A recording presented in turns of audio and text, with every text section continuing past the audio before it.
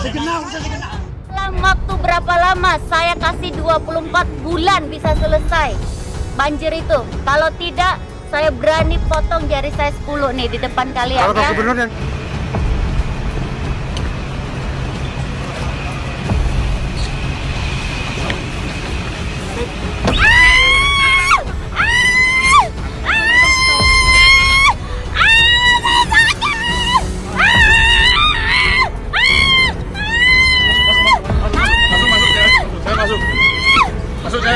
masuk.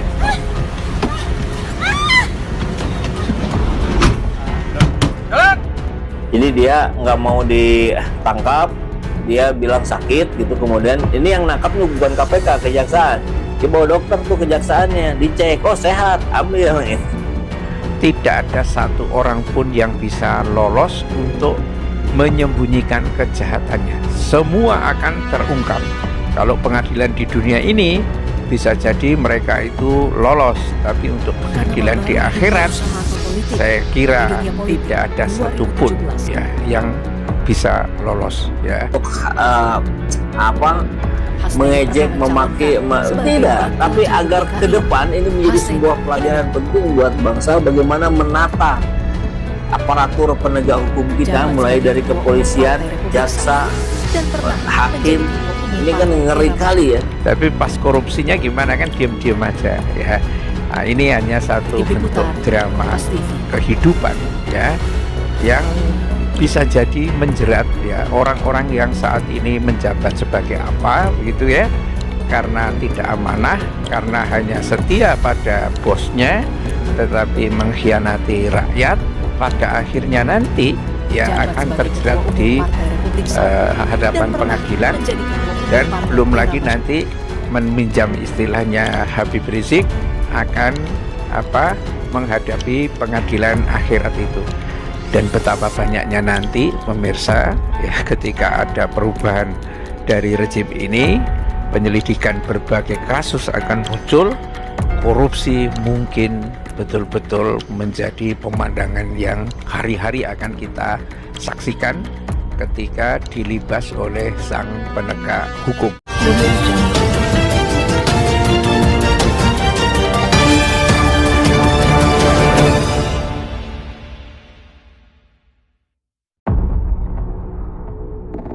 Hasnaini, wanita emas ngamuk saat digeler ke mobil tahanan.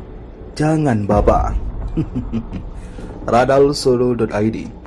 Hasnaini, wanita emas, ditetapkan sebagai tersangka korupsi setelah menjalani pemeriksaan di Kejaksaan Agung pada Kamis 22 September. Sebelum menjalani pemeriksaan, Hasnaini Moin dijemput paksa oleh penyidik. Penjemputan paksa itu dilakukan untuk menjalani pemeriksaan. Hasnaini Moin yang juga Ketua Umum Partai Republik I itu terjerat dugaan korupsi di PT Waskita Beton Briskes pada 2016-2020. Dalam kasus ini, Hasnaini Moin berperan selaku Direktur Utama PT Misi Mulia Metrikal. Hasnaini alias wanita emas ditetapkan tersangka kasus korupsi, ujar Dirdik pada Jampitsus Kejagung Kuntadi. Secara umum kita kenakan pasal 2, pasal 3 Undang-Undang Anti Korupsi dengan dugaan tindak pidana korupsi sambungnya.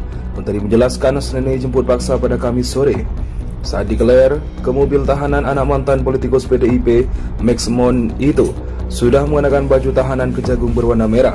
Saat itu sosok yang pernah bermain sinetron tersebut mengamuk. Ia menangis dan berteriak histeris, "Jangan bapak, jangan bapak," teriak Hasnaini. Namun penyidik tetap memaksa Hasnaini masuk ke dalam mobil tahanan. Usai ditetapkan tersangka, ia langsung dijebloskan ke rutan Salemba cabang Kejagung. Selain Hasnaini, Kejagung juga telah menetapkan 4 orang lain sebagai tersangka, di antaranya Agus Wantoro, Agus Prihatmono, Beni Prastowo, dan Anu Grianto. Keempatnya ditahan di rutan Salemba cabang Kejaksaan Negeri Jaksel. Sebelumnya rumah Hasnaini wanita emas di kawasan Lebak Bulus, Jakarta Selatan digeruduk sekelompok preman. Dalam video yang viral di media sosial, Hasnaini berteriak dan menangis histeris.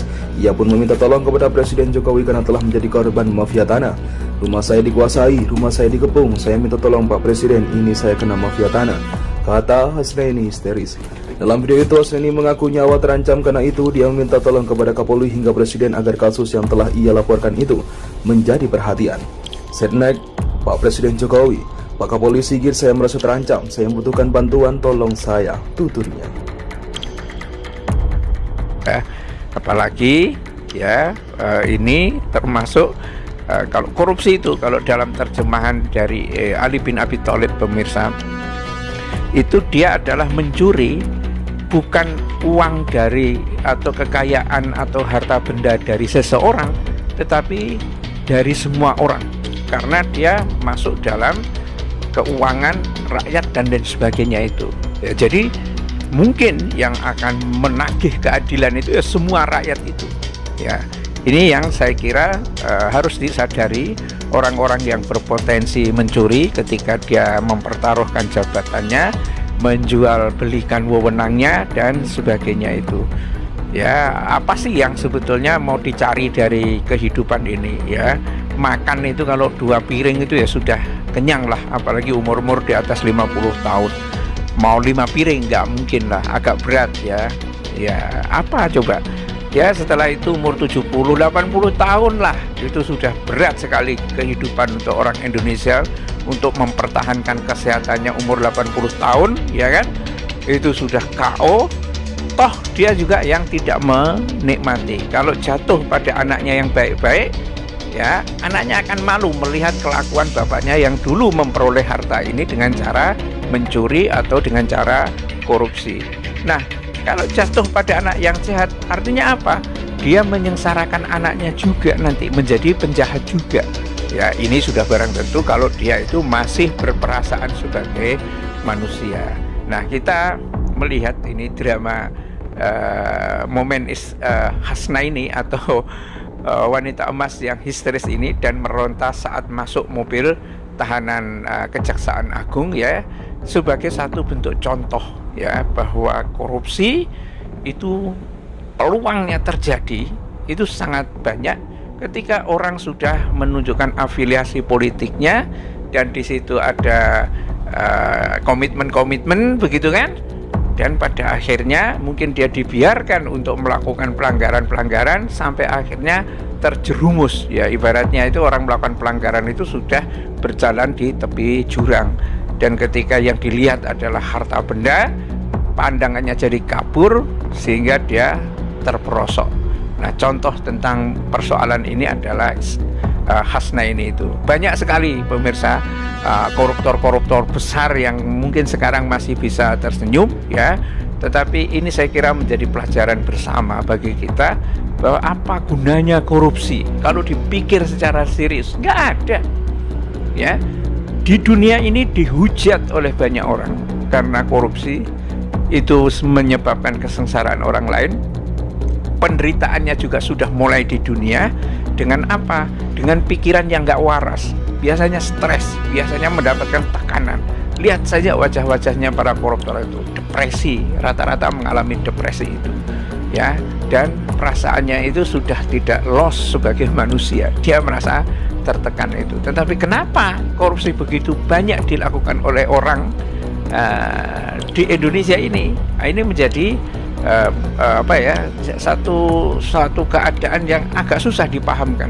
Kalau orang sedikit paham saja, punya sentuhan manusiawi saja, malu mencuri itu pastinya itu malu.